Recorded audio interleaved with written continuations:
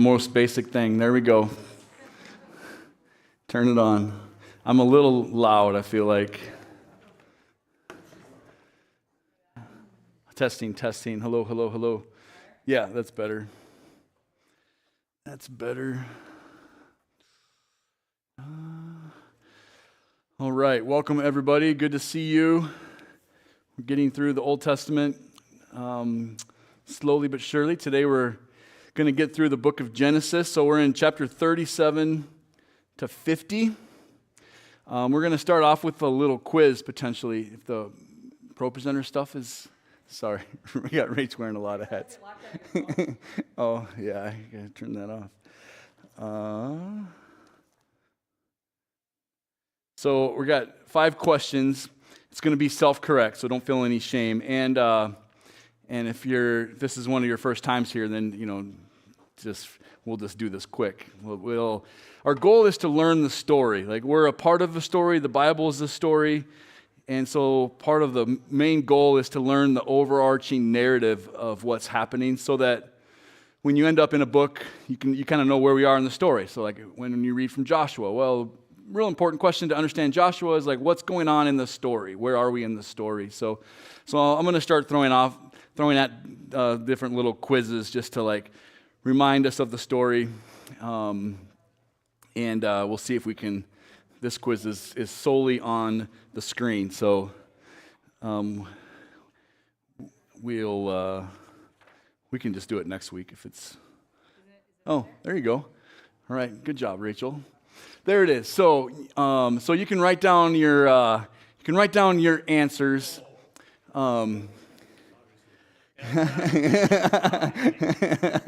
Yeah, I gave you one freebie to eliminate that. Okay, then we'll go to the next question. So what 2 words sum up what the ancient people were concerned about? Oh, jeez. You gotta make it so it takes like 10 minutes. Yeah, I need to do that. All right, next question. Question number 2. Women and men. So this is, women and men are both made in God's. I'm going to say, so this is a pretty, it should be a pretty simple quiz, but then I don't want to cast shame if you get it wrong. Question 3. In the flood story, we see the world being returned to the major part of the flood story. And then question 4. God begins his rescue plan by calling which one of these gentlemen? Jonah, Esau, Abraham, or Jacob? And then question 5. God intends for Israel to do what to the other nations? This is an interesting question. Kill them, bless them, enslave them, condemn them. All right, we'll go back to the first question and see if you get your answers right. What 2 words are important in the creation story? Somebody say it loud, be bold. Yes, chaos and order. So a lot of the story is about who brings order to the chaos. God does. Creation is tov. It's very good. It's very ordered. It's very good. Question 2, men and women are made in God's image. It's not, God is not a needy God. God does not need us. He's not an angry God. We are made in God's image as a gift. All right, next question. In the flood story, we see the world being returned to chaos. Yes, you see the undoing of creation. At the end of the flood, you're going back to Genesis 1:1. And so everything went evil to dark, and Genesis 1:1 is kind of an undoing of creation and a new beginning. Or I'm sorry, Genesis 6, the flood. Then the next question. God begins his rescue plan by calling who? He calls Abraham. Yeah, and this is Genesis 12. So this is really the plan, the rescue plan to bring people back to the garden. And then the last one, another part of Genesis 12, a very important chapter. God intends for Israel, the nation of Abraham, Isaac, and Jacob, to do what to the other nations? Bless them. Yes, they're to be a blessing. I haven't drawn my map yet this year. I know some of you are like just so sad of like, is it ever going to show up? So I I'm going to draw it tonight. We got a lot to talk about, but I want to do a quick review. Abraham was living over here when he got called to leave his family and his country and his people, and so he went up here and he went over here to this promised land. And we've talked about Abraham and Isaac and Jacob having all of these obstacles. Infertility was an obstacle for the family consistently. Being an immigrant, being a foreigner, over and over in the story, they have to flee from here to here. What's this part of the world? This is Egypt. This is my drawing of the Nile River. So they often have to come down here to survive. Abraham and Sarah finally have a baby, Isaac. So you have Abe and Sarah. It's Isaac and Rebecca. So the family starts off really slow. We keep talking about how God aligns himself with the poorest of the poor. Nothing's really flourishing yet. Isaac and Rebecca have Jacob and Esau. So we talked about that story last week. And then the family finally starts to get some traction because Jacob has 12 sons and one daughter.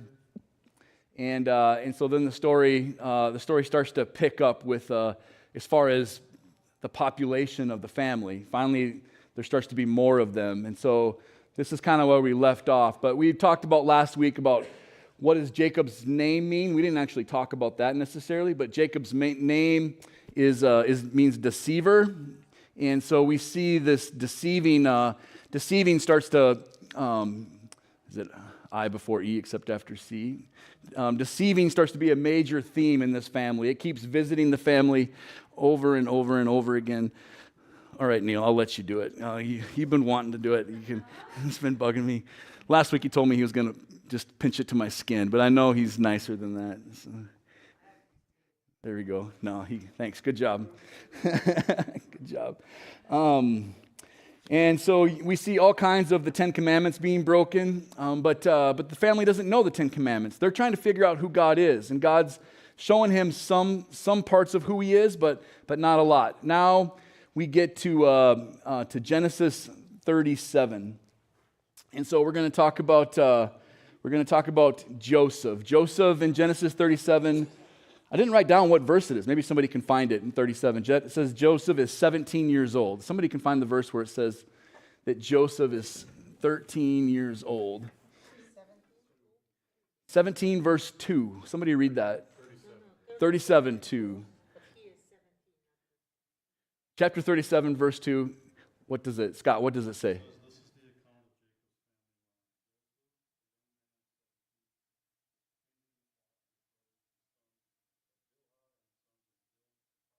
Yep.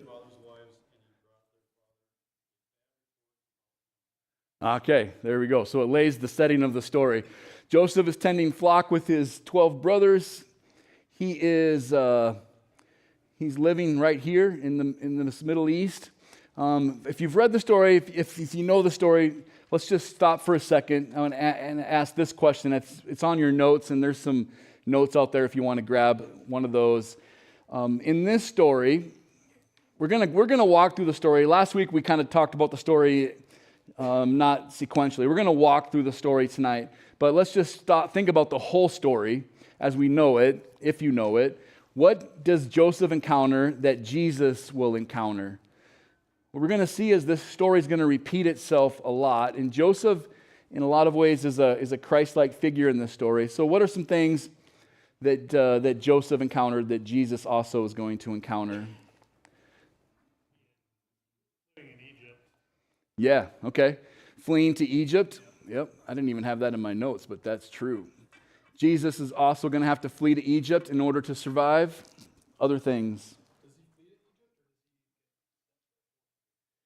His parents flee to Egypt. Yeah, there's a genocide basically going on, and so they get out of there to escape the violence.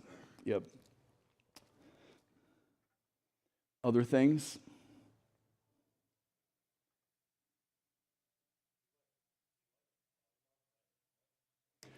Yes.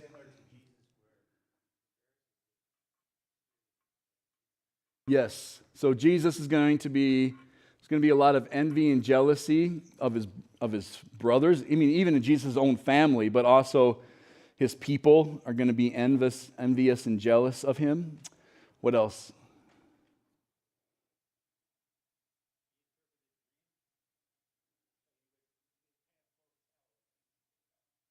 Sure. Okay. So he had some, we'll call it prophecy. Prophecy. Joseph is falsely accused. So is Jesus. Yep. What else? Yep. Sold for money. By who sold Jesus out? Judas. One of the who? One of the what? Yeah, one of the 12, right? The disciples. One of the 12 of Joseph's brothers sold him out. So sold out by a brother. One of the 12. Jesus picked 12 because it was symbolic of this family, of Jacob's family, the 12 brothers, the 12 tribes. And so Joseph got sold out, so did Jesus. What else? Yeah, okay, good. Yep, you're going to see the forgiveness of enemies.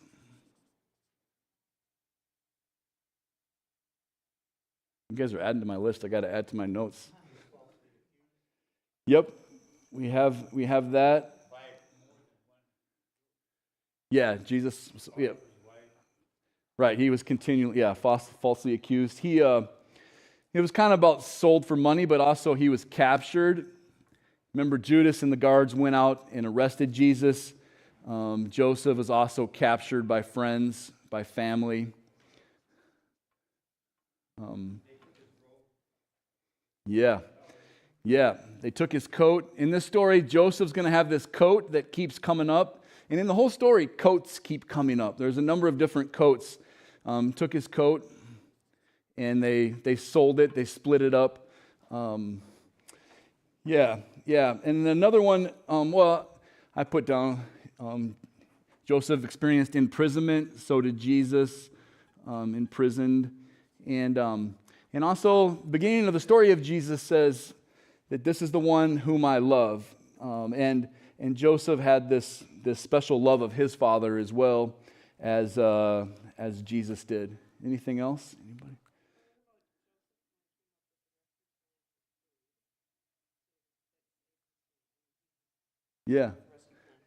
Yeah. So Wanda said Joseph came up with this rescue plan for food in the midst of a lack of food. And so Jesus, I think you can see some parallels like the bread of life, like this Joseph was the bread, provided bread for life. Jesus is the ultimate bread of life. Yeah, so there's a lot of parallels between these stories. The next question on your sheet is, why does Jacob love Joseph more than the others?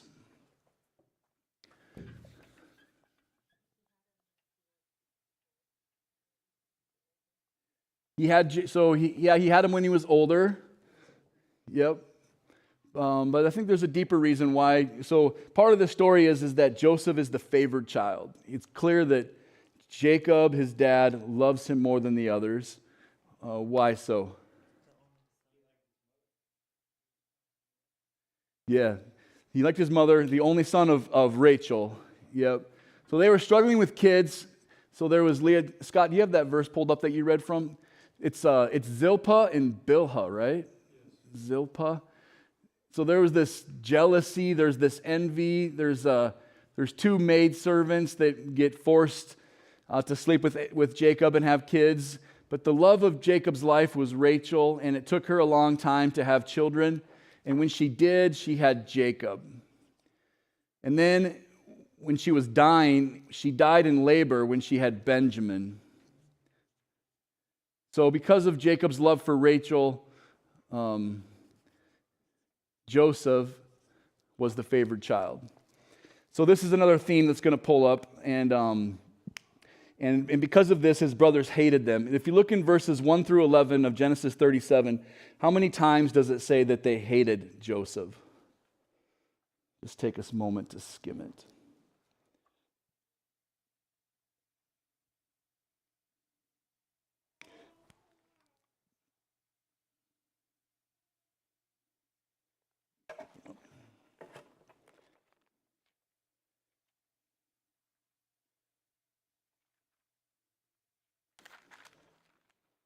I put down in my notes that they said it 3 times. Is that what you're getting?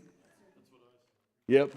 Yep. So in 11 verses, it says it 3 times. So part of when we read the Bible, like if we've talked about if things are repeated, it's a real emphasis. So they mention it 3 times in the 11 verses. So it's an emphasis on this hatred was really deep. It was really real.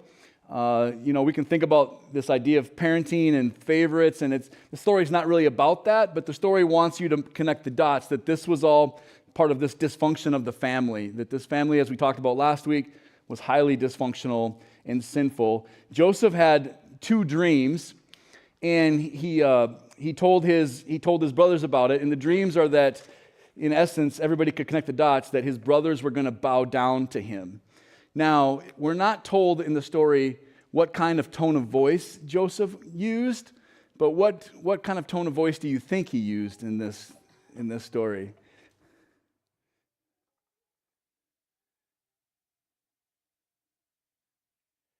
It seems like he's probably like using a pretty snooty voice. Joseph is kind of a Christ-like figure in this after this point. What was your question online, Jeff? You had a good question online. Well, I was just kind of like you were mentioning, like just because it's in the Bible, especially in the Old Testament, doesn't mean that it's good or God ordained it. Right. So when I was reading this, it just said Joseph had a dream. It doesn't say God gave Joseph a vision. Right. So how do you distinguish a dream that we all have all the time from a vision from God? So was this a vision from God, or was this I a dream use that shipped didn't same-day delivery to stay connected with my sister during the holidays. Got a little She lives understanding the across Bible is brought to you Shipt tonight has by tons of stores to order from. Groceries from Albertsons, crafts By from Michael's, groceries. even pet supplies from PetSmart. The list I have a goes YouTube on. video we're gonna So play when we have later. I bet long-distance it's movie that, nights, I so, turn to Shipt to get face masks, Yeah. snacks, and No, everything Jeff's else right. we need. The story, the narrative isn't going to tell you if it's good or bad, or if it's from God or not, or even some things a character might think is from God, might not be. You're supposed to connect the dots. So this is a dream. In some level, it seems like, at some level, as we read the story, we see that it does seem to be from God, like it comes true. And I think that's our greatest indicator that it is. I don't think in the story Joseph necessarily knew that it was or not, but this dream he clearly understood. I have 11 brothers and they're bowing down to me. And it seems in the story he's the favored child. The story paints a picture that Joseph's a pretty spoiled brat, and he's eager to tell his brothers what he dreamed and kind of give them thumbing in their nose. That's how the story is portrayed. That there's a reason his brothers hate him, because of the action of Jacob, and probably because of how Joseph handled the favoritism. Now, in this story, after this part, it seems like Joseph really becomes, through all of this suffering, a pretty model character. So Joseph is coming out to tend the flock, and his brothers see him, and they start to plan to kill him. So this hatred is really real. Reuben comes to his defense. Any questions why? So in verse 21, Reuben says, let's not kill him. Reuben heard this. He said, he tried to rescue him from their hands. Let's not take his life. Don't shed any blood. Throw him into the cistern here in the wilderness, but don't lay a hand on him. Any ideas why Reuben might be doing this? Yeah, he's the oldest, so he would be the one that would be seen as responsible.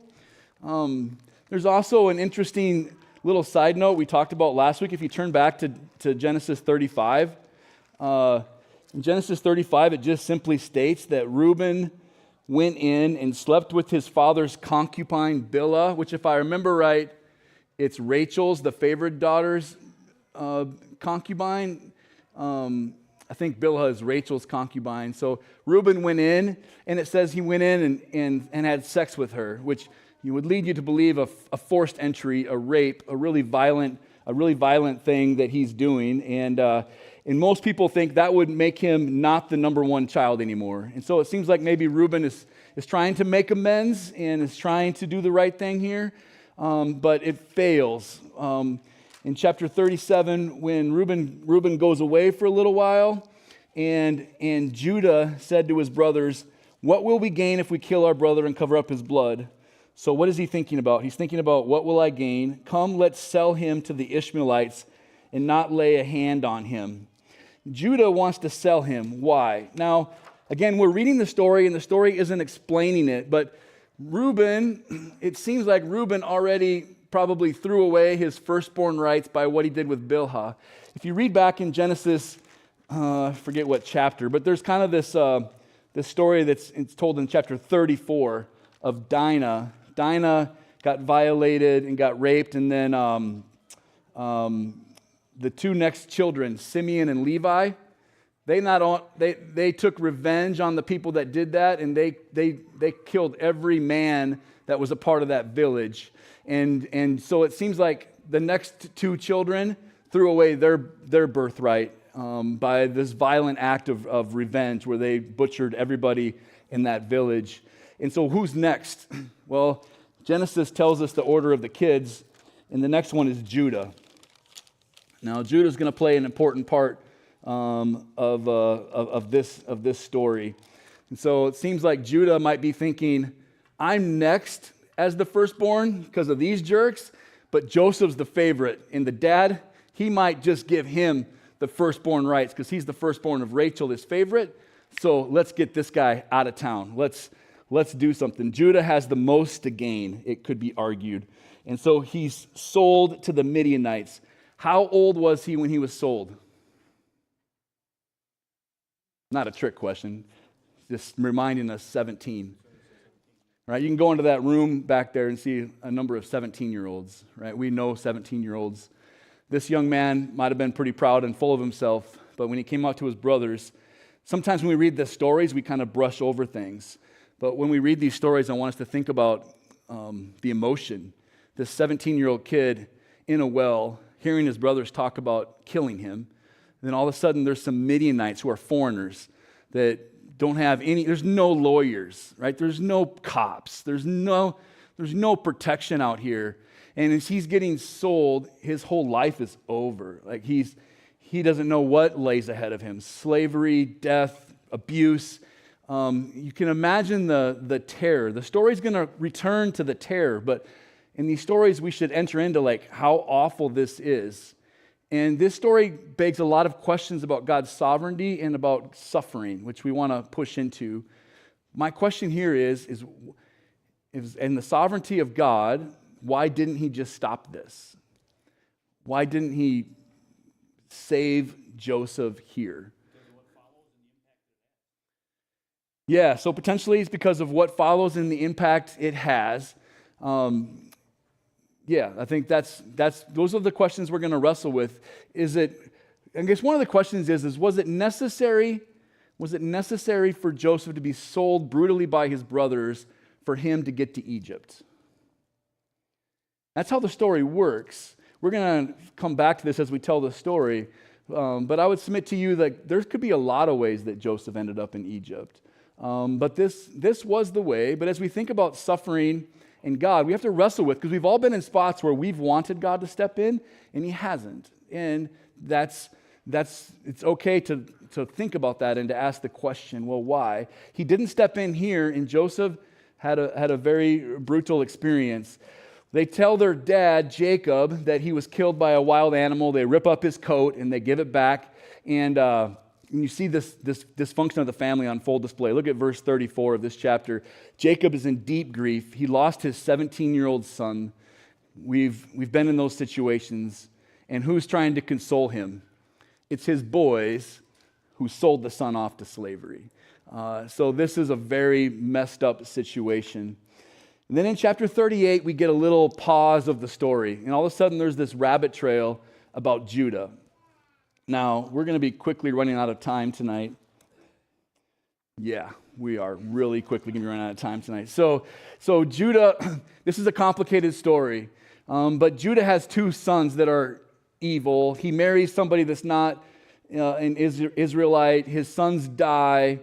The sons are the oldest son had a wife who had no children, and Judah is supposed to provide a child for this woman, but he doesn't. He leaves her as a widow and as childless, which means he leaves her very vulnerable. And so the woman tricks him, and the woman tricks him. What's her name? I'm blanking on her name, and I'm trying to go really fast now. Tamar. Tamar tricks him, and so that he sleeps with her and provides her a child. Judah's ticked once he finds out, and doesn't he say he's gonna burn her? Let's burn her alive, I believe, is what he wants to do. But when Judah had sex with her because he thought she was a prostitute, he had left his staff and another. What did he leave? He left his staff and something else. Basically, he left his driver's license and passport, his seal and his staff. And so when Tamar is facing execution, she says, "Whoever these are, that's who slept with me." And Judah then starts. We're going to see Judah start to come full circle, but this is Judah's low point. After Tamar calls him out in verse 26 of chapter 38, what does he say? He says, "She is more righteous than I." And Tamar lives and has a child that can provide for her and protect her. And Judah adds his name to this list of boys that are messing things up royally. But then the text kind of leaves us with what's going to happen with this guy. Now, let's get to chapter 39. Joseph gets sold. He makes his way down to Egypt. He's brought into Potiphar's house. He's just a really good man. He works hard. He does what he's supposed to do. So Potiphar entrusts everything to his care. And Judah has an exemplary character. And so then the story goes that Potiphar wants to sleep with Joseph, and Joseph keeps refusing her. And then one time they're alone in the house, and Potiphar's wife goes after Joseph and grabs his cloak, and he runs out of the house. And Potiphar's wife is embarrassed, left with the cloak. So these cloaks keep coming up. Judah's cloak got left with Tamar. Joseph's cloak got stolen and got ripped up to prove his death. But especially Joseph's coats and cloaks keep being a big part of this story. And so in verse 19 of chapter 39, she burned with anger, but he wasn't executed. Most times you'd be executed here. We don't know why. We can think it maybe is because of Joseph's character and because of his work ethic, but he was thrown into prison, and he was put into a white-collar prison where the king's servants would get put if they were disobedient. And so Joseph ends up, after being sold into slavery, I think on your notes that says, what adversity has Joseph had? We'll just name it quickly. He was kidnapped by his family. He was sold into slavery. He was living in a foreign country with foreign food and foreign language. A powerful woman came after him. He was falsely accused, and he's thrown into prison. Now, a very interesting verse in chapter 39, verse 21. All that's true, I just read. Kidnapped by family, sold into slavery, foreign country, powerful women after him, falsely accused. It says, what does it say in verse 21? The Lord was with Joseph and showed him kindness and granted him favor in the eyes of the prison warden. So I'm going to push us throughout the Old Testament, but even in my own life, I think it's really important to wrestle with difficult questions of suffering. So how does that verse strike you? Now, this kindness word is really important. If you've been under my teaching for a while, you have hopefully heard of the word hesed, that's not a new word. If you're fairly new, it might be a new word. But in verse 21, it's not the first occurrence of hesed in the Old Testament, but it hasn't been brought up much. So I teased online that we're going to learn a very important word, and that word is hesed. It's a super, super important word. I have a handout here that talks about it, so I'm going to pass that out right now. But I want to give us permission to ask the questions, like, it says God showed him kindness, and what was the kindness? He had favor by the prison guards. It's okay to ask the question, well, wouldn't kindness be like escape from prison? These are questions that I ask when I read, of like, maybe, favor of the prison guard's cool, but freedom would be sweet, but that's not what happens in the story. It's not even close to what's happened.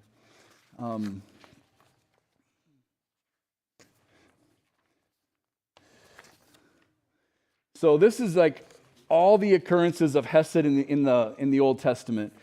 Hesed is a really hard word to put into English. There's not one word that happens. So the hard part is that hesed is buried in the Old Testament a lot of times because they'll use all kinds of words. So if you look up all of these, sometimes it'll say love. What does it say in this story? Kindness. Sometimes it'll say steadfast love. Sometimes it'll say mercy. Sometimes it'll say other things.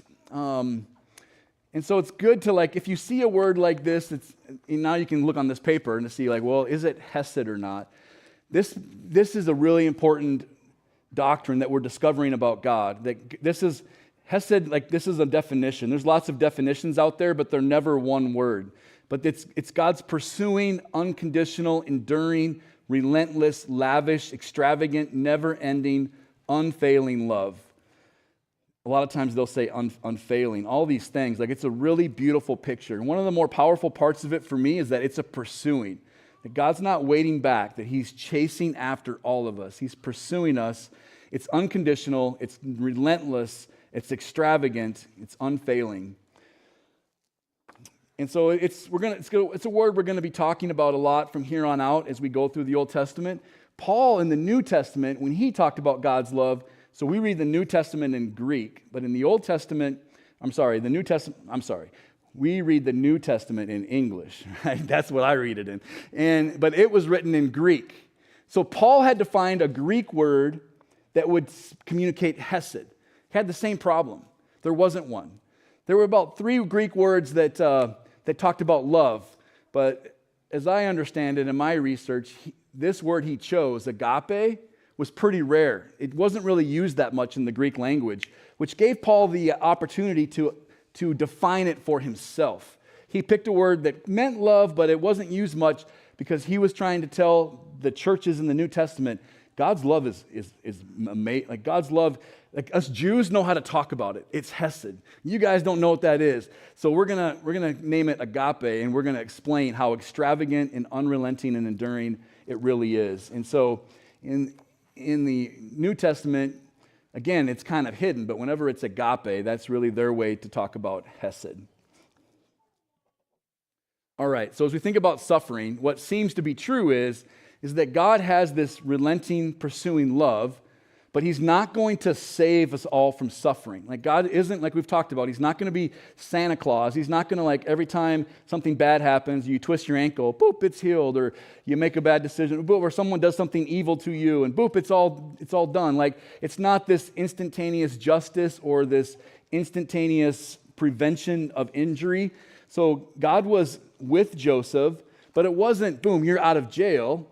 It was, I see you, I'm with you, I'm pursuing you, and Joseph's story, we know it's going to work out. But even if it didn't work out, God was still stubbornly with Joseph and pursuing him. So let's get to chapter 40. Please interrupt me if you have any questions or thoughts. I'm going to have to go a little bit fast, but don't be afraid. All right, so chapter 40, Joseph's in prison with the former cupbearer and the baker. They have dreams, so dreams start to become a reoccurring thing. In the ancient world, they were convinced, to Jeff's question, that dreams meant something. I don't know how they knew if a dream didn't mean something or they thought all dreams meant something, but they were pretty convinced when they had these dreams, the cupbearer and the baker, that it meant something. In chapter 40, verse 14, hesed is mentioned again. Somebody read chapter 40, verse 14 for us.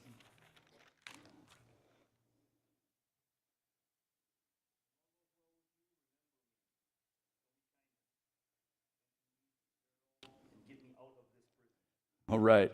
So he told the cupbearer that you're going to be okay. And he says, when all goes well with you, cupbearer, show me kindness. Well, it's hesed. If you look up a hesed, sometimes it's spelled like this, C-H-S-E-D. So don't be confused if you look it up, because I encourage you to look it up. It's either spelled C-H or, but he said to the cupbearer, remember me, show me kindness, show me hesed. And the cupbearer did not. The cupbearer got his job back, and it says in, I think it's verse 41, 2 full years. So we have to sit with that. We think about we all know what 2 years are. Like 2 years. The cupbearer's out doing his thing. 2 full years that he's forgotten about. What we want to take away from this is God remembers who the world forgets. Sometimes it feels like God's forgotten you in your story, and you can feel that way. Joseph, I'm sure, felt that way. 2 full years he kept waiting, but God didn't forget. God was still pursuing him. It's never in our timing. It definitely wasn't Joseph's timing. I'm sure he had said, how about 6 months? But it was 2 years.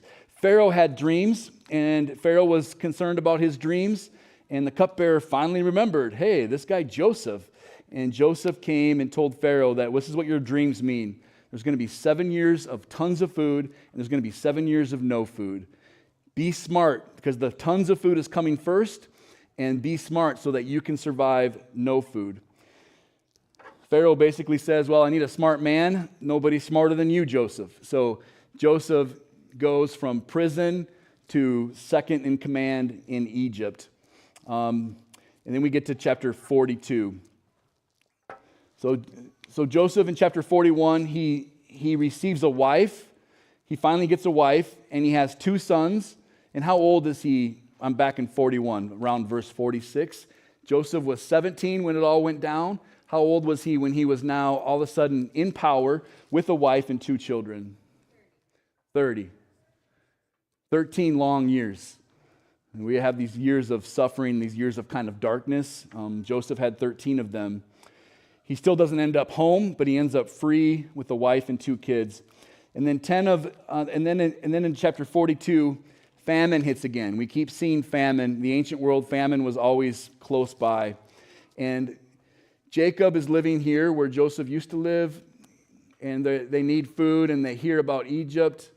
And so 10 of the brothers, Benjamin doesn't go. Why? Because Benjamin is Rachel's. Rachel died having Benjamin. He's now the favored child. He's not leaving. So 10 of them go down, and in chapter 42, verse 7, Joseph recognizes them but pretends to be a stranger. Now you just enter into the emotion of Joseph. Joseph's a human being. Chapter 42, verse 7, all of a sudden these guys show up, and you can imagine how that hits Joseph, all the feels that he's feeling. In verse 8, it says he remembered his dream. Like it's all coming back to him now. It's got to be quite surreal. And in verse 9, what does Joseph do? He calls them spies, which, again, Joseph, I imagine, is just trying to figure out what to do and to buy some time. What do they say? So I think the Bible is humorous as it tells stories. And again, we don't get tone or timing. But in the story in chapter 42, verse 11, what do his brothers, what do they argue?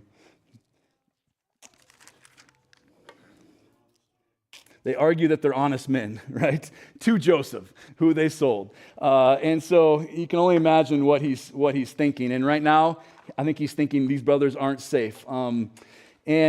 But then all of a sudden, the irony is reversed, because in verse 13 of chapter 42, what do? 42, verse 30. Chapter 42, verse 13, they say this: your servants were 12 brothers, the sons of one man, who lives in the land of Canaan. The youngest is now with our father, and one is no more. What do? They almost tell the truth. Right? I mean, they tell their truth. They tell most of the truth, close to the truth. And so so Joseph puts him in prison for 3 days. Why? It doesn't seem to me like this is petty revenge, or I think he's trying to slow down and figure out what's going on. I think the big question here is, can I trust these guys? These are my family. They've betrayed me. Can I trust them? And so it seems Joseph wisely gives himself some space to wrap his mind around what's happening. It doesn't say he tortures them, or he does. I think he's just trying to figure it out. And he needs to find out if his brothers have changed. And so what does he do? He leaves one of them in prison, and then he tells them, go home and bring Benjamin back. And then in chapter 42, verse 21, look at what happens here. Chapter 42, verse 21. Joseph's hearing this. They said to one another, surely we are being punished because of our brother. We saw how distressed he was when he pleaded with us for his life. Back to that scene, 17-year-old boy in a well, vulnerable, being sold to foreigners, how terrible that was. And they tell the story. They're starting to show Joseph that they understand what they did and how terrible it was. And in chapter 42, verse 24, Joseph weeps. And he fills their bags with grain and leaves their money. He fills their bags with grain, but puts their money back. So Joseph starts to show them kindness to the point of forgiving enemies. Joseph starts to move towards his brothers.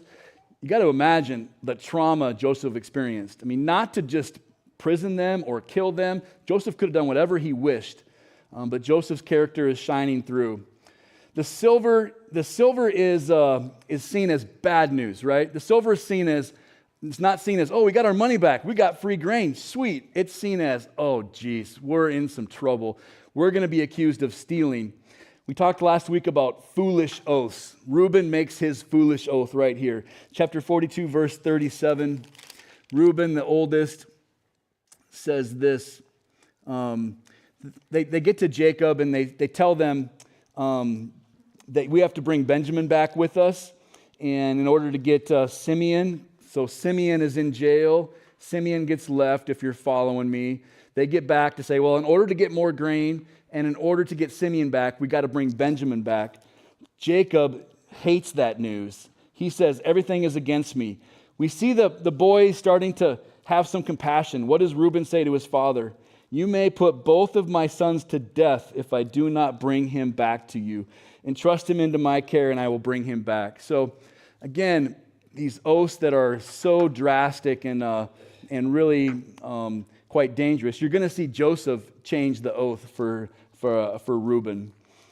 Now let's get to chapter 43. Here's an interesting question or an interesting thing. Jacob has spent his whole life deceiving. This is funny. So it still isn't out of him. Look at what he says. He says to his boys in verse 6 of chapter 43, why did you tell them about Benjamin? So Jacob, the one who lies all the time, is like, why didn't you learn from me? Why don't you lie? Why do you tell them about the truth about your family? Again, this dysfunction. In chapter 43, verse 9, Judah has a more rational promise. Here comes Judah. He starts to step up. Judah has a more rational oath in verse 9 of chapter 43. He says, I myself will guarantee his safety. You can hold me personally responsible for him. If I do not bring him back to you and set him before you, I will bear the blame all my life. So at least in this oath, Judah doesn't put his kids' lives on the line. He says, it's on me. I'm going to do it. It's on me. This is the beginning of the reversal of Judah. Jacob throws up his hands in chapter 43, verse 14. If I'm bereaved, I'm bereaved. It's either starvation or Benjamin leaves. And so they go back. And in verse 16, when they get back here with Benjamin, Joseph says, we're going to have a meal. Again, it should be good news, but they don't think it's good news. They get Simeon back. They try to prepare gifts to get on Joseph's good graces. In chapter 43, verse 26, what do? In 26, they bow down. The dream is fulfilled. They bow down. And then in chapter 43, verse 33, another interesting, funny tidbit. Joseph sits them at tables, and he sits them in birth order. So there's 11 of them. They look around, and it's Reuben, Simeon, Levi, Judah.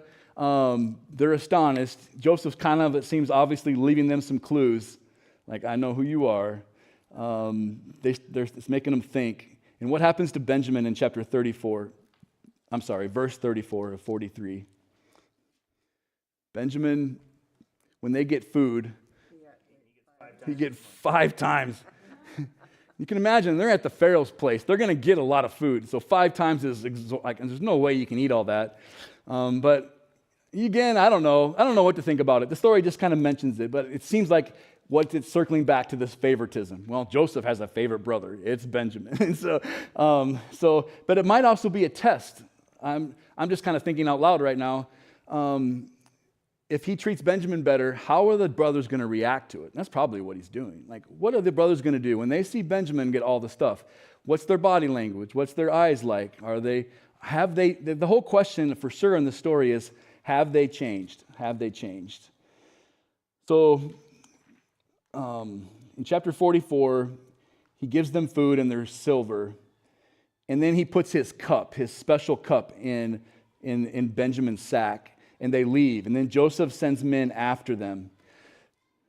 Once again, we see a stupid oath in chapter 44, verse 9, where it says this. They catch these boys and they talk to them about the master's cup. Who says it? I can't remember who says it. In verse 9, someone says, if any of your servants is found to have it, he will die, and the rest of us will become my Lord's slaves. So again, they make these promises of like, their whole goal is to keep Benjamin alive, and they risk his life right there. And of course, Benjamin is the one that has the cup. And so they tear their clothes in verse 13, and Joseph is only going to keep the youngest, the favored child. He's going to take this Benjamin. This is the ultimate test. He set them up. Have you changed? Can I trust you? And who is the one that steps up? In chapter 44, verse 18, it's the one that sold Joseph, the one that said, let's sell him. It's Judah. Judah steps up and he says to Joseph, take me instead of Benjamin. Judah becomes a Christ-like figure. Judah has a transformation where he says, I will die so Benjamin can live. Take me and let him go because my father cannot live if this guy's gone. And Jacob remembers that he didn't care about his father when he was 17 and he sold him away. And so this is kind of the ultimate test. And in chapter 45, verse 1, Joseph is alone with his brothers and he reveals who he is.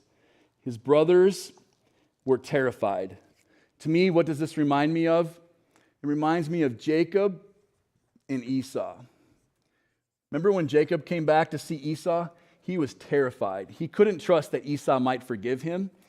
And this whole question of forgiveness, and the brothers are also, throughout the whole story until chapter 50, they're going to be terrified that Joseph really, really has forgiveness in him.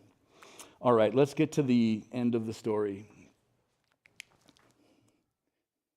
All right, we might be going a little bit late today. If you have to leave at 7:30, feel free, but we'll hopefully not too much longer. Chapter 45, verse 8. My question is Joseph seeing this correctly? We're going to talk about suffering, and we want to talk carefully about it. So there's two really important verses that speak about suffering in chapter 45, and I think it's chapter 50, if I'm not mistaken. 45, verse 8. Says this. Sorry, I'm not reading my notes. I used a dark blue highlighter. That's a bad mistake. It says verse 8, but it's not verse 8. Okay, I found it. Let's go in verse 6. It says, for 2 years now there has been famine in the land, and for the next 5 years there will be no plowing and reaping.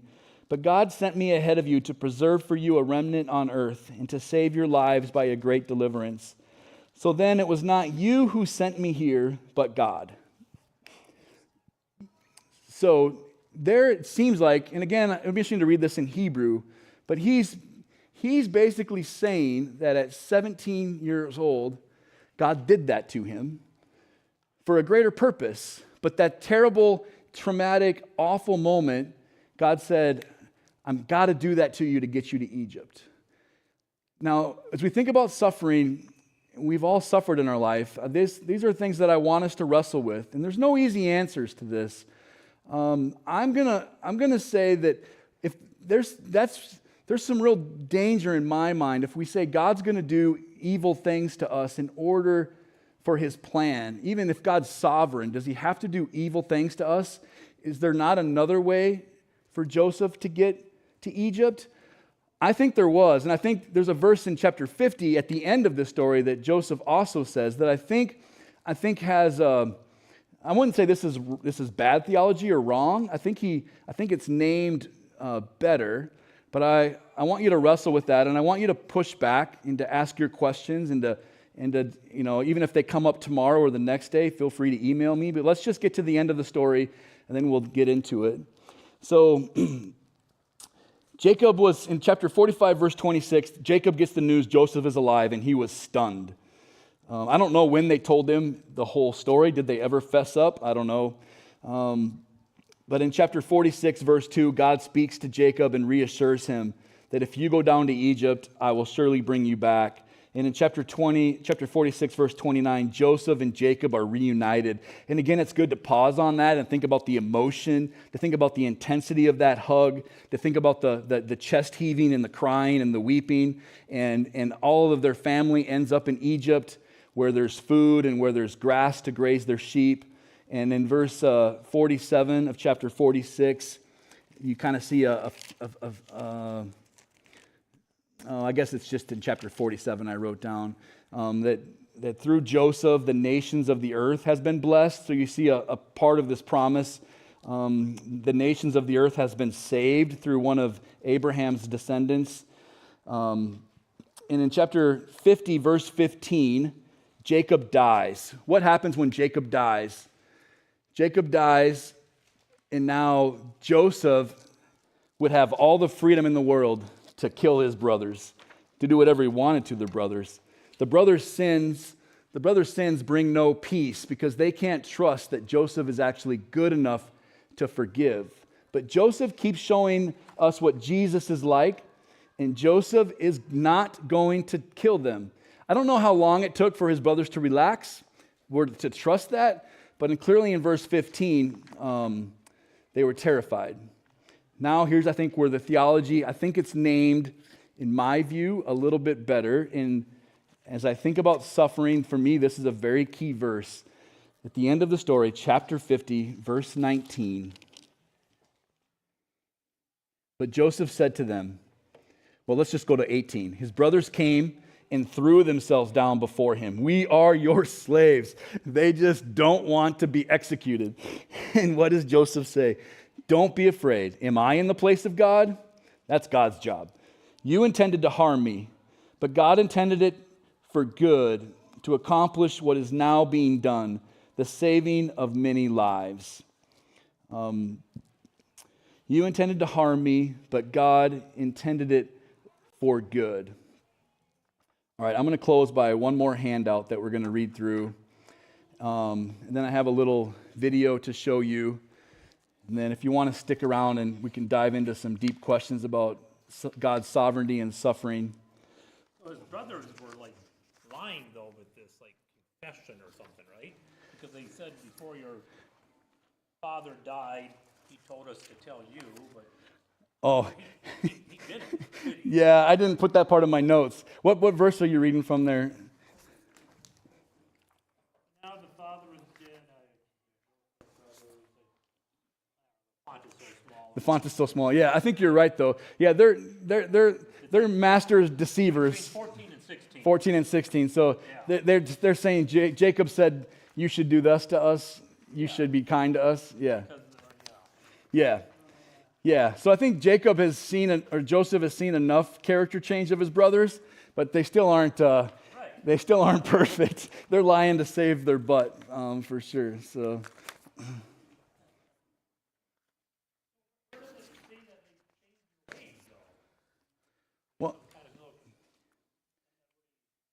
Well, it never says it explicitly, but I think through all the tests, for Judah to say, take me and let Benjamin go, like that's so different than what he used to be. For them to care about their dad, I think that's what he was looking at.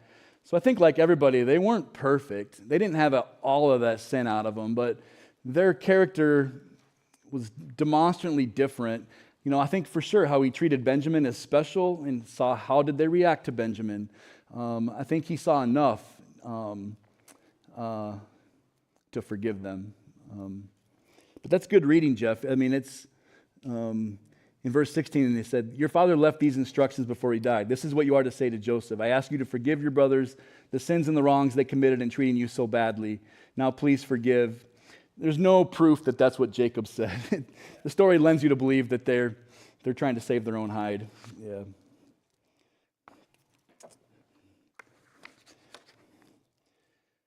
All right, here's some thoughts on suffering. I just want to read these through. I think it's really important to have a theology of suffering that's robust and that you have the freedom. The Psalms for sure give us freedom to ask all the hard questions of God. So let's entertain me and let's read a few things. So here's from the John Walton commentary. In the end, that is the bottom line of the Joseph story, as chapter 45, 5-8 clearly articulates. God's sovereignty and blessing can be found in what appear to be the most heinous crimes and most disastrous circumstances. This does not mean that God approves of the crimes or that he enjoys bringing disaster into our lives. It is simply a testimony to God's ability to bring good out of evil. The depths of God's sovereignty are not demonstrated by his repression of our choices that inevitably reveal our sinfulness and fallen self-will, but by the fact that there is no choice we can make, however sinful or fallen, that can interfere with his plan. Does that make sense? So God's sovereignty isn't that he takes our free will away and I'm going to move you like robots, or we're like puppets that God moves. He wasn't moving his brothers to do this. This was evil. But God's like, you're not destroying my plan. You might think you're getting rid of Jacob, but I'm actually going to use this. That's where I would say, well, if his brothers didn't do that, there's other ways that Joseph might have ended up in Egypt. We don't know. But this was an evil act of the brothers' free will, and God didn't take that free will away from them, just like he doesn't take it away from me, whether I do good with it or bad with it. In fact, last sentence, often enough, as is in the case of Joseph, those choices end up furthering his plan. God did not approve of the treachery of Joseph's brothers. They were fully responsible for their crime. He did not make them do it. He did not need their treachery to accomplish his plan. But some other way, Joseph was going to get to Egypt and come to the place where God's blessing and deliverance could come through him. If God cannot use the sinful choices that we make, his sovereignty is limited and there's no hope for any of us. So there's good news in that I can't mess up God's plan. God's plan is going to come to fruition. And God will use the good choices to further his plan. He can also use the bad choices. But what gets tricky is that we can't think that the bad choices are done to us by God for some reason. We believe as Christians that God is fully good, all love. He's not going to do something evil to us in order to teach us a lesson or any of those things. I think that's clearly what the Bible teaches. Let's read the next one. Put your hand up if you have anything you want to interject. Do you know why Satan is so angry all the time? Because whenever he works a particular clever bit of mischief, God uses it to serve his own righteous purposes.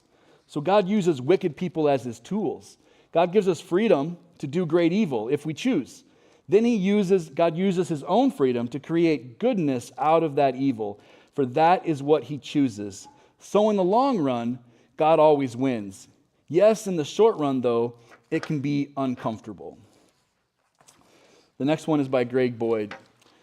Aikido is a nonviolent school of martial arts in which practitioners never respond to aggressors by using their own aggressive force. Instead, they outsmart their opponents by using techniques that turn every aggressive action back on the aggressor. Aggressors then end up punishing themselves. Now, this is like a wrestling, which is hard for me because I don't know Japanese Aikido. So I've been thinking about this. I'm a basketball guy. Almost all sports, what you're trying to do is to use your opponent's aggression against them in almost every sport. And so I pulled out a basketball clip to illustrate this. And so if you hate sports, I'm sorry. Maybe you can find examples in machines or cooking, but let's just play this once because I want to show you. They're all kind of saying the same thing here, but just humor me on this once. This is the Minnesota Timberwolves. Pause it right here. I'm going to have you pause this. Okay, so that's Anthony Edwards with the basketball. Now play it until he passes the ball, Rachel. Anthony's gonna pass the ball. I know. Stop it right here. Okay, so he passed the ball. Now, the defense on him, the guy that just passed the ball, the goal for the defense is to embarrass him, right? The goal for the defense you're going to see is for him not to touch the ball. The goal for the defense, so you could say, is to do evil to him, to try to make him lose, to try to make him suffer. So start it and then stop it again. Watch what he does. Stop it. So now look at how aggressive he is. So in these situations, it's like evil is after us to try to attack us and to bring us down. And now his body weight right now is in his right foot. He's aggressive. And so Anthony Edwards is going to use that aggression that's meant to make Anthony suffer and not touch the ball. He's going to use that aggression to have his best dunk that he ever had, in my opinion, in his career. Because he's going to use that body weight to do this. Here's what he does. Boom. Boom. Boom. So he turns that aggression that's supposed to hurt him, and he flips it around. And I think God is a master at that. It's not why you suffer, but if you follow with God and you go through suffering, He's going to form you. He's going to mold you. He's going to teach you. He's going to bring you closer to Him. He's going to take what Satan intended for you to be mad and distant from God, and he's going to use it. He's going to use it for good. But I think it's important to say that this isn't God doing the evil. I understand that makes some people, and some of you, it might make you queasy, because then it can seem like it feels like the world's out of control. I want to hear from you if that's how it makes you feel. My answer to you is like the world is out. Like I think the world is out of control. If it's order and chaos, there's a lot of chaos. There's a lot of things that are broken. Like I said on Sunday, Genesis 3 is the fall, but I think it is better said it's the attack. And so these two pictures, do you have the pictures, Rachel? Some people, go to the chessboard. Some people like to think of the world as, and I think it makes us comfortable, and I get that. I'm just saying how I see it. That if it's like a chessboard and God's just moving all the pieces around, I don't think it's really like that. I think it's like the wrestling match. Like again, it's a battle of good and evil, and this is like kind of Greg's point. God's going to use that aggression of the red guy if he's the evil, and he's going to flip him around with it. But we're in this. I think the Bible's clear. We're in this battle. Well, how would God stop it? Stop it. How would He stop the suffering? Yeah. Well, like Greg Boyd. Yeah. Talked about him suffering when he was a kid, eating Yeah. paint. Right. God stop that. Yeah. I'm kind of being rhetorical, but Yeah. so how would God There's some really would good. He come down to earth and say, Yeah. Well, that's just Mom, it. stop doing that? Philip Yancey, I've experienced we've all experienced suffering. I'm 51 years old. You experience a lot of suffering. I buried 4 teenagers as a youth pastor, and so I started really wrestling with this stuff and like really just random car accidents, and so these books really helped me. But Yancey really, these books are really good. They ask the hard questions. They don't give easy answers. But he was like, well, here's the thing. Like, what if every time you decided to jump out of a window, God turned the earth into jello? Or every time we're driving cars too fast and we slammed into each other, that He made them foam and they bounce. Like, the world would kind of just end up in chaos. Like, and in the end, it would be He'd have to take away all of our free will in order to, and then like in the end, we end up with a very fake, shallow relationship with God. But if the physics of the world don't work, or if He intervenes every single time, then the world doesn't work. So I think that's a question. Like, what would He do if He saved you every time? Like the mom who was abusing Greg Boyd as he was a kid, God would come down and intervene with the mom, but Right. then the mom probably got abused from Right. her parents. Right. How would you Right. stop Right. that timeline? Right. You have to stop it by taking away free will. And there's I put a podcast online, which is good. I was listening to another one today where it talks about God's never surprised. Like God knows all, but in the end, like, have you heard of the butterfly effect, where like the butterfly's wings, like one movement ripples effects and changes? Like the world, I think, really is like that. And so I think there's a lot of variables in the world, but whatever variable it is, like God, like there's a chance that I could take this chair and slam it through the window tonight if I just get, maybe some of you said something mean to me and I do, and that wouldn't like God would be able to wreck his plans. Like he'd be like, oh, okay, like that was one option that could happen. He knows all the options. And so when this happens with Joseph, it's not what he wants, but he's like, okay, I knew that was an option, and I'll rework it. But yeah, he's not going to intervene every single time. Go ahead, Wanda, then Scott.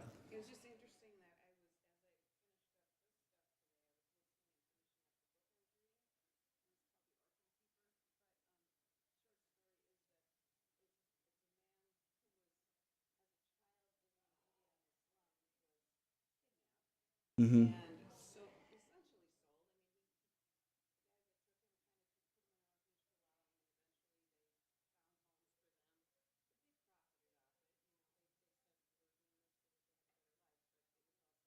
Yep.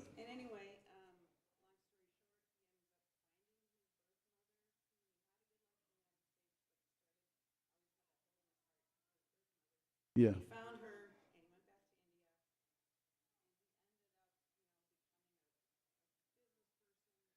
Yeah. Yeah. Yeah. Right. Right. Uh,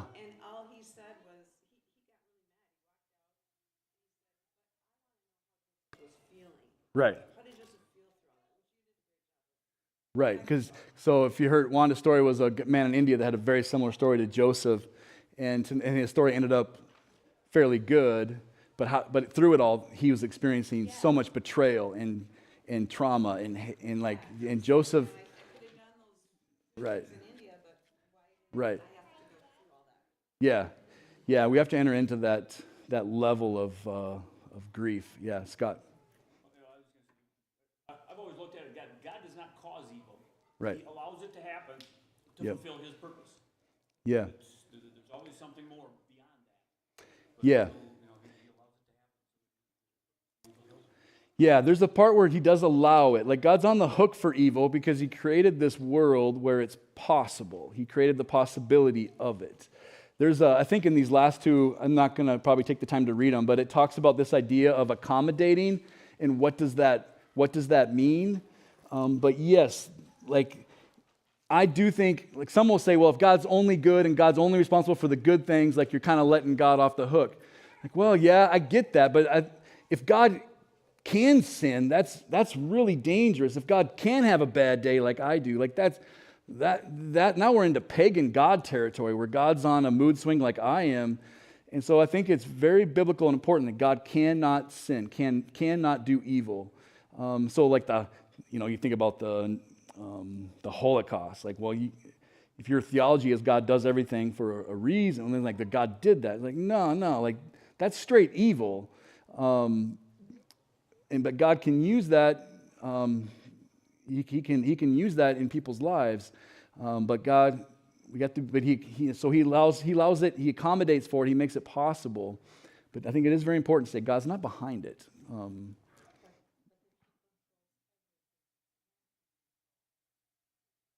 Yeah, that's your question we're going to talk about. It all comes down to this. Like somebody asked Isabella, does God control Satan?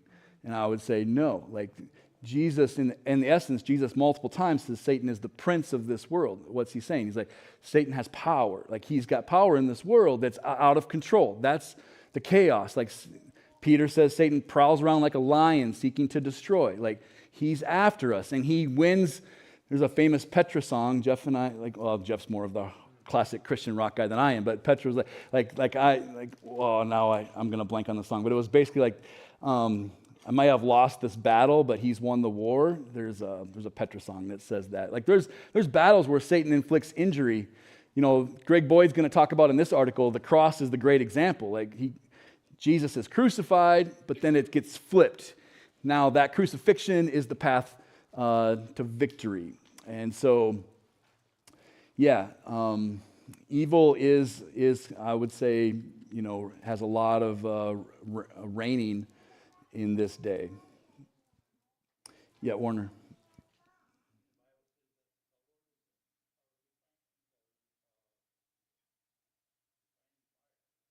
Yeah. Yeah.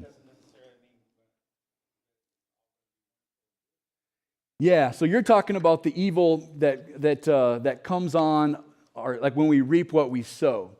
So like if when this family was full of deception, that suffering wasn't necessarily caused by Satan or by God. It was there's a certain amount of suffering that we bring on ourselves, and God's going to refine that. He's going to let us experience the repercussions of some of that sin. So there's a lot of ways to look at suffering, whether it's like a parent that abuses you deeply and it's not your fault, or it's like, yeah, one time I was in Colorado playing basketball as a teenager and just being a jerk about it, and some guy caught me and he held me and he hit the same spot in my leg about 50 times. And I walked away with a wounded pride and a limp, but I knew, like, you were right, I was wrong. I brought that Charlie horse on myself because I was just being a jerk. And sometimes that's the stuff. And I think to Warner's point, even when the good that God does, like if we go through really hard things, some of that refining is like God's going to work in that. But it doesn't mean God caused it, but He's going to work in it to make us stronger.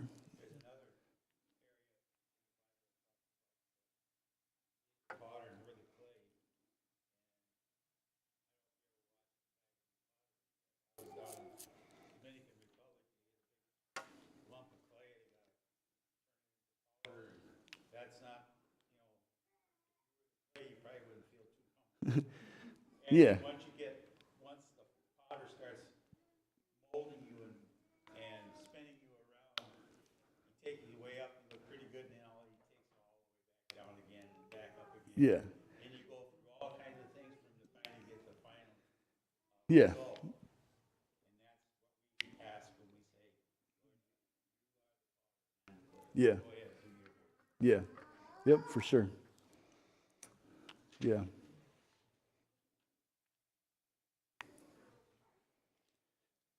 I'll close this in prayer like I usually do, and then we can stick around if you want and ask some more questions. God, we can't pretend to make this simple because it's not. And I know a lot of our friends in this room have experienced suffering, are experiencing suffering, and there's no easy answers to it. We're thankful and we trust that you are firmly against it, that you are the good and loving God who pursues us with your hesed love. And we look forward to the day when you will make all things right, when the suffering will be done and the tears of suffering will be wiped from our faces, and all will be shalom, all will be tov, it'll be good, and all will be right and just. And so we do look forward to that day. We pray and trust that as we go through suffering that we might stubbornly cling to you as Joseph did, and that as Warner's talked about through it all, that you might mold us and shape us to make us men and women who rightly image you to our neighbors and to each other. So we thank you for the depth of your love for us, and we pray this in Jesus' name. Amen. Amen. Right, feel free to go. These other books are, there's one by Yancey called Disappointment with God. It's really talking about the book of Job, but it's good. Sometimes we're disappointed with God, and is God to blame is the one by Greg Boyd.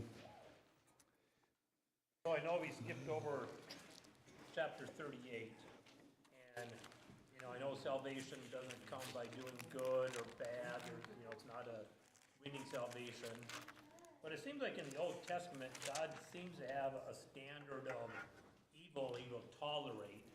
And then at some point, he doesn't like that evil anymore. Yeah. And in 38, he kills 2 people because the Lord couldn't tolerate them anymore.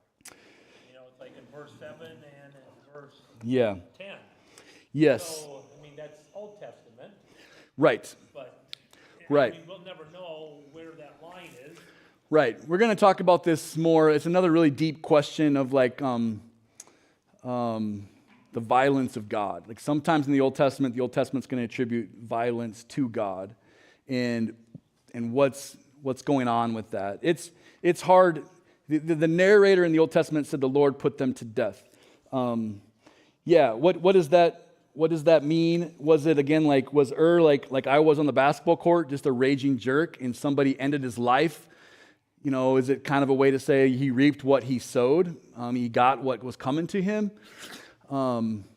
another way that I like to look at it is like the Lord turns his face. And I feel like the only reason all of us are alive, and we'll talk about this more, but the only reason all of us are alive is by the grace and mercy of God.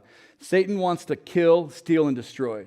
So I think there's this protection God has on us to keep Satan at bay. And how that battle works, we don't quite know, but we get glimpses. But if God turns his face, Satan's going to do what Satan does. So we went quickly over Sodom and Gomorrah, but I think what happened there is God turned his face, and God is a God of order in life. And when he turns his face, chaos and death reigns. That's always Satan's work.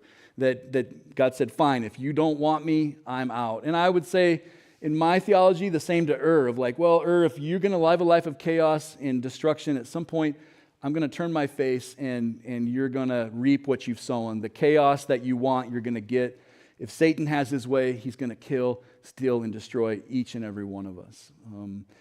There it seems like God's very much like a pagan God, like rub you out.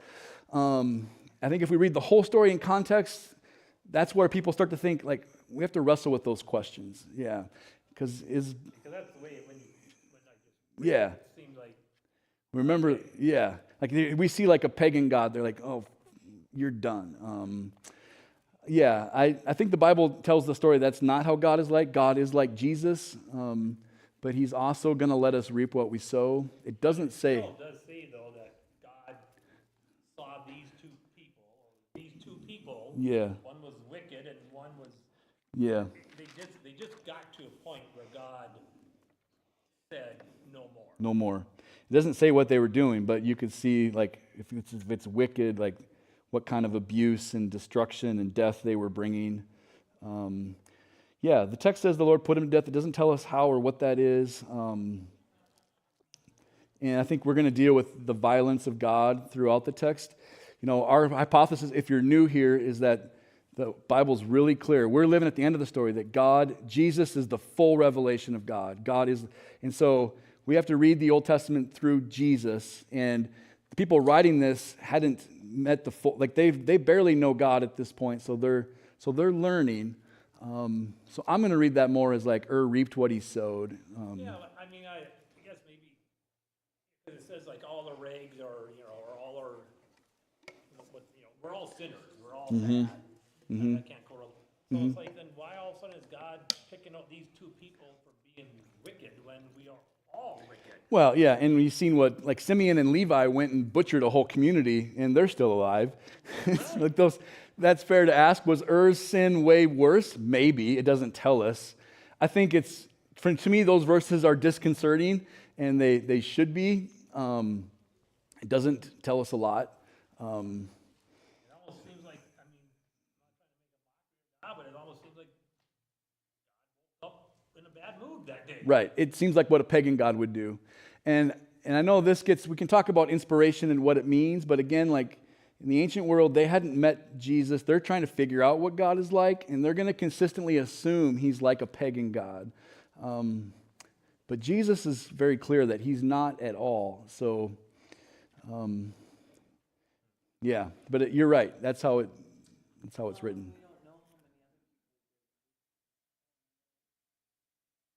Yeah. But what we have to balance is that what did Jesus say? Like Jesus said, love your enemies. That, and so what's going on here? I don't know. I know God is like Jesus, and we're going to read this story in its whole breadth. The narrator attributed that to God. As I read it in my theology of suffering, I'm going to think that most likely, like, had murdered a few people, and somebody got him. But as the narrator puts it, it looks like God just like, well, I'll let Simeon and Levi, yeah.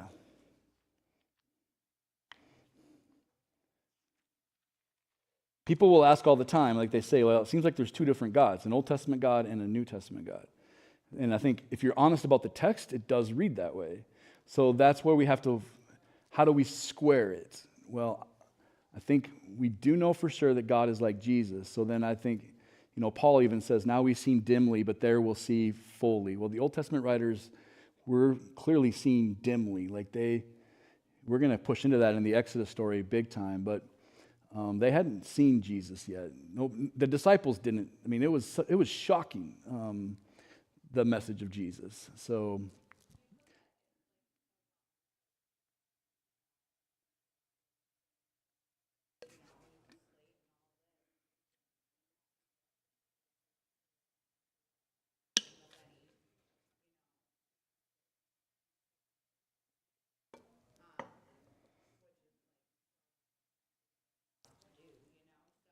yeah. Yeah, thanks. Yeah, I think it's big questions, and even like for Joseph, like a lot of people get sold into slavery and die, right? Like we have to push into the depths of suffering. Like Joseph's story kind of ends great, but like Wanda's question with her person that she met of like, yeah, on the outside it looks great, but I went through a ton of turmoil. But some people like just get sold into slavery, get abused, and die. What's up with that? Where's God? Like those are questions that I think we have to wrestle with, and we have to ask those questions. I'm going to always land that God is fully and firmly against it, and that God is there in the suffering, and that he's not doing it to teach somebody a lesson. In chapter 48, Joseph, he's portrayed as like this man of God, good. But then in chapter 48, I don't know what is all happening, but Joseph brings two of his kids to his dad to have his dad bless them. But Yeah. then during this act of blessing, Joseph is tricking his dad by messing up the hands and stuff like that. So, Yeah. okay, now I'm kind of like, okay, Joseph, now your integrity for me is kind of like going out the window. What are Yeah. you doing here? Yeah, through it all, it's important. Like a lot of the biblical characters are clearly not perfect. Joseph is more of like a Christ-like, but he's not. He's a person. Yeah. And he's from a family of deceivers. So he clearly likes the younger son better than the older. So he tried, it seems, to deceive his son, his dad, to switch the hands up. So did he possibly learn that from his Well, dad? actually, wasn't Joseph didn't do it, right? Didn't Jacob do it? Yeah.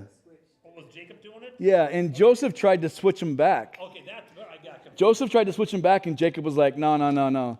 I got the hands where I want them. Yeah. Okay, so yeah. But to your point in the story, I mean, Joseph is a pretty high character person, but he's definitely not perfect. Okay, so his dad. But his dad did it, and it's this continual thing of this upside down stuff. But yeah, his dad wanted to switch the hands. Okay. Right, he kept favoring he liked the younger. Yeah, he had youngest baby syndrome. Yep. But again, as we looked at this, so then we have this blessing. But again, like the blessing isn't something that God is bound by. God can do what he does. So even as we read these, we can think, oh, well, then the younger really got the good deal. Well, it's the dad's blessing. It's not necessarily God's blessing.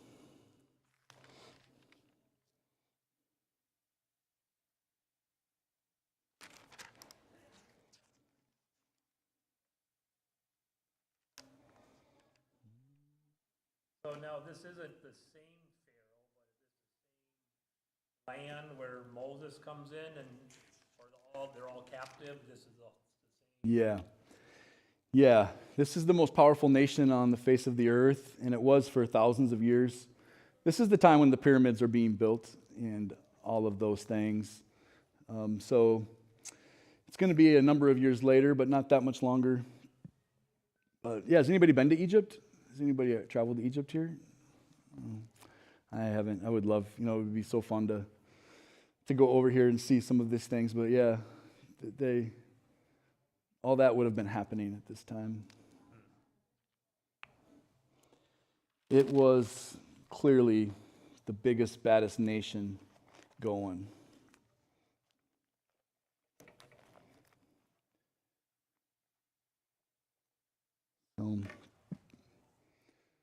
All righty. Well, feel free to let me know any other questions that pop up. But we'll keep touching on suffering and violence throughout the Old Testament because it just keeps coming at us. Nope.